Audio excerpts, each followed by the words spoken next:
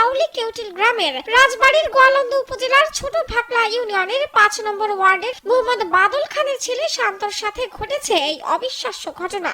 কথিত নববধূর নাম সামিয়া, তার প্রকৃত নাম মোহাম্মদ শাহিনুর রহমান। বিয়ে করে ১.৫ মাস একসঙ্গে থাকার পর স্বামী জানতে পারেন তার স্ত্রীও আর একজন পুরুষ মানুষ।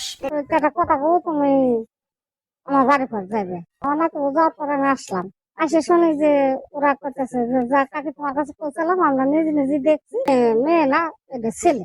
আমরা গোসল করে আসলাম, নামাজ পড়বো, নামাজ করে আমার নাতি করে নিয়ে যায় না, তাহার আমি যাবানি। এর আগে কথিত সামিয়ার সঙ্গে পরিচয় হয় মাহমুদুল হাসান শান্তর। সেই পরিচয় প্রেমের দিকে গড়ালে শান্তর বাড়িতে হাজির হয় কথিত প্রেমিকা। দীর্ঘদিন প্রেম করার পর গত ৭ জুন শান্তর বাড়িতে চলে আসেন সামিয়া। অবশেষে দুই পরিবারের সম্মতিতে ৭ জুন তাদের বিয়ে হয়। ফেসবুকে দীর্ঘদিনের প্রেমের সম্পর্ক, তারপর হয় বিয়ে। প্রায় ১.৫ মাস করেছেন সংসারও। একই ঘরে থেকে একই বিছানায় ঘুমিয়ে স্ত্রীর শরীর সম্পর্কে স্বামীর পক্ষে কিছুই জানার সুযোগ ঘটেনি জেনে বিস্মিত এলাকাবাসী।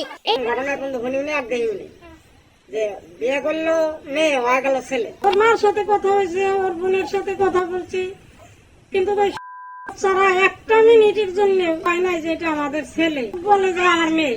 এ নিয়ে আক্ষেপ করেন বরের বাবা বাদল খানও। হ্যাঁ হ্যাঁ বলেন, খুলে বলেন।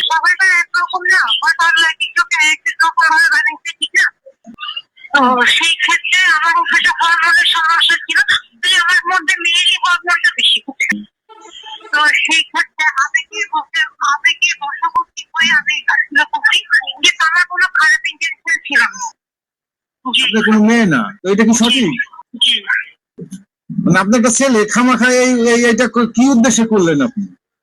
শান্তর বউ হিসাবে এই বাড়িতে থাকলেন, এখন তারা দাবি করতেছে যে আপনার ছেলে মানুষ। কোনো উদ্দেশ্য ছিল না।